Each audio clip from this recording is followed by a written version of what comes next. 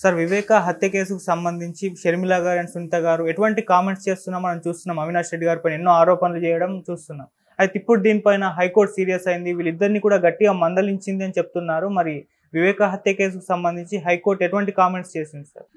యాక్చువల్గా దీంట్లో సీక్వెన్స్ ఏంటంటే అక్కడ వైసీపీకి సంబంధించిన కడప జిల్లా జనరల్ సెక్రటరీ ఆయన సురేష్ కుమార్ కడప జిల్లా కోర్టులో కేసు వేశాడు, పిటిషన్ వేశాడు. అదేంటంటే వీళ్ళు సునీత, షర్మిల, బీటెక్ రవి వీళ్ళందరూ కూడా వివేకానంద రెడ్డి హత్యను గురించి మాట్లాడుతున్నారు.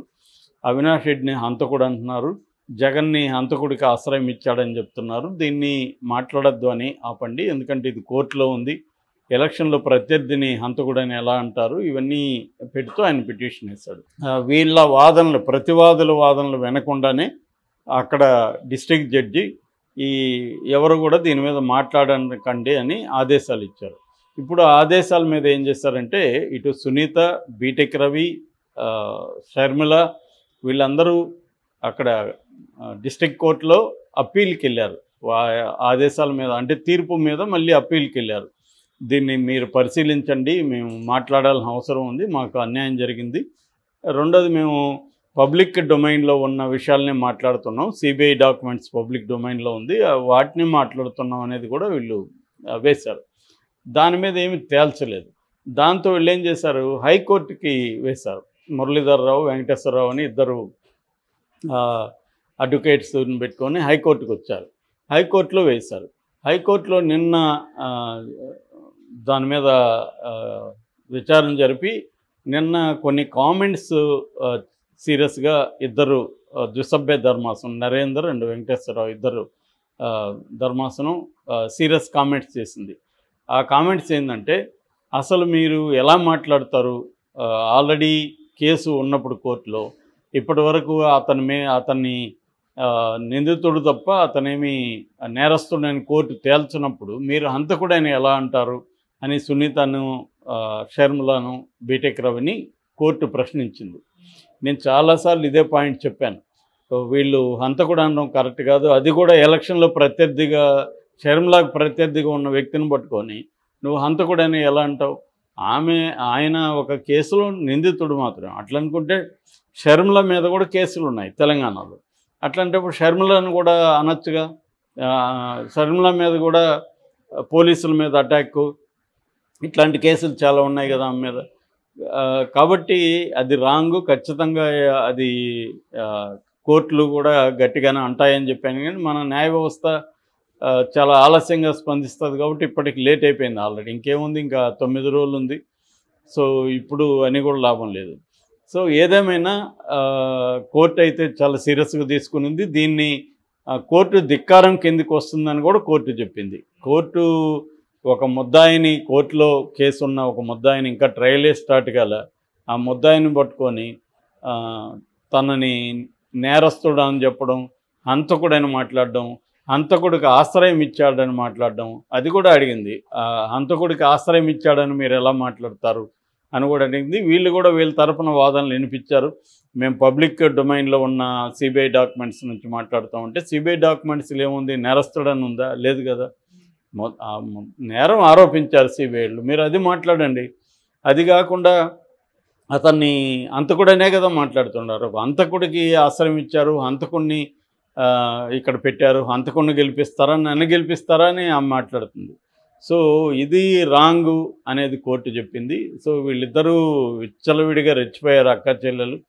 సో దాన్ని ఇప్పుడు కోర్టు ఆపినట్టుగా మనకు అర్థమవుతుంది. దాని తర్వాత కోర్టు ఆ డిస్ట్రిక్ట్ మీరు రెండోది ఏంటంటే 2 పిటిషన్లు ఎందుకు వేశారని కూడా ఆల్రెడీ అక్కడ వేశారుగా, అక్కడ తేలకముందే మళ్ళీ ఎందుకు హైకోర్టుకు వచ్చారు? కాబట్టి దీన్ని మేము డిస్మిస్ చేస్తున్నాము, ఈ పిటిషన్ని మీరు అక్కడికే పోయి తేల్చుకోండి, అయితే అక్కడ స్పీడ్గా రియాక్ట్ అవ్వమని చెప్పండి అంటే 8 డెడ్లైన్ పెట్టారు. 8 లోపల దాన్ని విచారించండి అని డిస్ట్రిక్ట్ కోర్టుకి హైకోర్టు ఆదేశాలు అందించింది. ఇప్పుడు వీళ్ళు అక్కడ తేల్చుకోవాలి. అక్కడ 8 చేస్తారా 9కి వెళ్తుందా తెలియదు. ఒకవేళ 8 లోపల కానీ వీళ్ళకి అనుకూలంగా మాట్లాడుకోవచ్చు అని కానీ ఇస్తే అప్పుడు వీళ్ళు మాట్లాడుకోవచ్చు. కానీ నాకు తెలిసి మాట్లాడుకోవచ్చు అని ఇవ్వదు. హంతకుడు అనండి అని కోర్టు చెప్పదు కదా. హంతకుడు కాకముందే హంతకుడు అని అనమని ఎట్లా చెప్తుంది కోర్టు? కాబట్టి ఈ కేసు గురించి మాట్లాడద్దనే చెప్తారు అక్కడ కూడా. అప్పుడు వీళ్ళేం చేసేదానికి లేదు, మాట్లాడకుండా ఉండాలా లేదా కోర్టును ధిక్కరించాలా. అలా ఆల్రెడీ వీళ్ళిద్దరూ ధిక్కరిస్తూనే ఉన్నారు. సునీత షర్మిల ఎప్పుడు ఆపారు? నిన్న మొన్న కూడా మాట్లాడింది ఆమె. సో వాళ్ళు ఏంటంటే కోర్టులు మనల్ని ఏం చేసుకోగలవులే, మనకు అడ్వకేట్లు ఉన్నారు అనేది వాళ్ళ ధైర్యం. సునీతకి సుప్రీంకోర్టులోనే వాదించగలిగింది ఆమె, కాబట్టి ఆమె ఒక అడ్వకేట్ అని చెప్పుకోవచ్చు. ఈ పాటికి ఆమెకే చాలా అడ్వకేట్కి సంబంధించిన నాలెడ్జ్ వచ్చేసి ఉంటుంది, లీగల్ నాలెడ్జ్. కాబట్టి ఏంటంటే వీళ్ళు కోర్టుల్ని ఏం చేస్తారు, మనల్ని కోర్టు చెప్పింది మనం ఎందుకు ఫాలో కావాలా అన్న పద్ధతి కనిపిస్తుంది. ఎందుకంటే వాళ్ళకి ఇంకా అక్కడ వేరే ఏమీ లేదు ప్రజలకు అప్పీల్ చేయడానికి. మామూలుగా అయితే రాజకీయాలు ఏం చేయాలి, గతంలో మేమేం చేసాం ఇప్పుడు ఏం చేయబోతాను అనేది చెప్పాలి. అట్లాగే ప్రత్యర్థులు ఏం చేయలేదు, వాళ్ళకి ఎందుకు ఓటేయకూడదు, మాకెందుకు ఓటేయాలి, ఇది కదా చెప్పాలి. ఈ నెరేటివ్ వదిలేసి మా వివేకానంద రెడ్డిని చంపారు వాళ్ళు అంటే చంపినా చంపకపోయినా అది వాళ్ళకి ప్రజల జీవితాల్లో ఏం మార్పు వస్తుంది దీనివల్ల, అది చెప్పొద్దని కాదు. కానీ అది కాదు కదా ప్రజల పాయింట్ ఆఫ్ వ్యూ నుంచి. ప్రజలకు ఈమె ఎంపీగా ఎన్నికైతే అక్కడ ఏమి చేస్తుందో చెప్పాలి ప్రధానంగా. గతంలో కాంగ్రెస్ పార్టీ ఏం చేస్తుందో చెప్పాలి. సో అది వదిలేసి ఇది చెప్తుందంటేనే విషయం, అక్కడ విషయం లేదని. రెండోది ఈమె మొత్తం ఫోకస్ జగన్ మీద మాత్రమే చేస్తుంది. ఈమె ఒక కాంగ్రెస్ పార్టీ నాయకురాలుగా ఉండి కాంగ్రెస్ పార్టీకి దేశవ్యాప్తంగా ఇవాళ ప్రధానమైన ప్రత్యర్థి ఎవరు? బీజేపీ కూటమి అక్కడ ఉంటే బీజేపీ కూటమి మీద మాట్లాడకుండా ఎంతసేపు జగన్ మీదే మాట్లాడడం వల్ల కూడా క్లియర్గా ఏంటంటే జగన్కి ఈమెకి ఏదో పర్సనల్ వ్యవహారాలు ఉన్నాయి, ఇబ్బందులు ఉన్నాయి, దాన్ని ఇప్పుడు బయటకు వచ్చి రాజకీయాల్లో తేల్చుకోవాలనుకుంటుంది అనేది తప్ప ఆమెకి నిజంగా కాంగ్రెస్ పార్టీ మీద ప్రేమతో చేరినట్టుగా అయితే కనబడట్లేదు. ఎందుకంటే మొన్నటి వరకు ఇక్కడ తెలంగాణలో సపరేట్ పార్టీ పెట్టి కాంగ్రెస్ని బండబూతులు తిట్టింది, ఆ వీడియోలు అన్నీ ఉన్నాయి. కాంగ్రెస్ ఒక దొంగను పెట్టింది ఇక్కడ అని రేవంత్ రెడ్డిని కూడా అనింది. సో ఆ వీడియోలు ఎక్కడికి పోవు కదా. ఇంతకుముందంటే పేపర్లు అంటే దొరికేవి పేపర్లు, ఏ లైబ్రరీలో పోయి ఎత్తుక్కోవాలి. ఇవాళ వీడియోలు అన్నీ ఉంటాయి డైరెక్ట్గా. సో దాన్ని పైగా ప్రత్యర్థులు అవన్నీ సేవ్ చేసుకొని, వీళ్ళు డిలీట్ చేసినా వాళ్ళు సేవ్ చేసుకొని వాళ్ళు దాన్ని అందరికి షేర్ చేస్తుంటారు. కాబట్టి ఇవాళ మోర్ జాగ్రత్తగా ఉండాలి. కానీ ఎవరు ఉండట్లా. ఎందుకంటే మనం ఏం మాట్లాడితే ఏం లేదు, జనం యొక్క మెమరీ తక్కువ కదా, వాళ్ళ కాలు చూస్తే కూడా చూసుకొని అనుకున్న పద్ధతిలో అందరూ రెచ్చిపోతున్నారు. తాము గతంలో మాట్లాడిన దానికి క్వైట్ ఆపోజిట్గా మాట్లాడితే జనం ఏది తీసుకుంటారు అనేది కూడా లేదు. సో ఏంటంటే ప్రతి ఒక్కరూ జనం మూర్ఖులు, లేకపోతే జనం బ్రెయిన్ లేదన్నట్టుగా వీళ్ళు బిహేవ్ చేస్తుంటారు. నిజానికి వీళ్ళకి బ్రెయిన్ లేదనేది జనం కూడా అనుకుంటారు. మొన్న ఇట్లా మాట్లాడేవు తల్లిని, ఇప్పుడు ఇట్లా మాట్లాడుతున్నావని జనమే అంటున్నారు. సో అది ఆమెకి ఇబ్బంది అయింది. సో దానివల్ల ఆమె ఎంతసేపు వివేకానంద విషయమే మాట్లాడే పరిస్థితి వచ్చింది. ఎందుకంటే కాంగ్రెస్ ఏదన్నా చేసిందని చెప్పుకోవడానికి కాంగ్రెస్ ఏమీ చేయలేదు ఆంధ్రప్రదేశ్కి. పైగా కాంగ్రెస్ నష్టం చేసింది.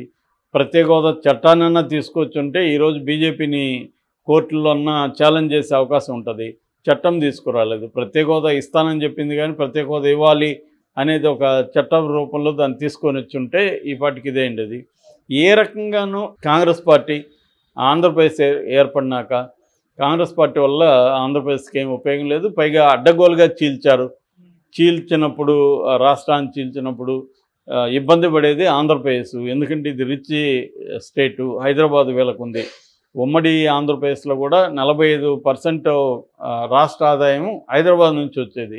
ఎందుకంటే ఆఫీసులన్నీ ఇక్కడే ఉంటే ట్యాక్సులు ఇక్కడే కడతారు.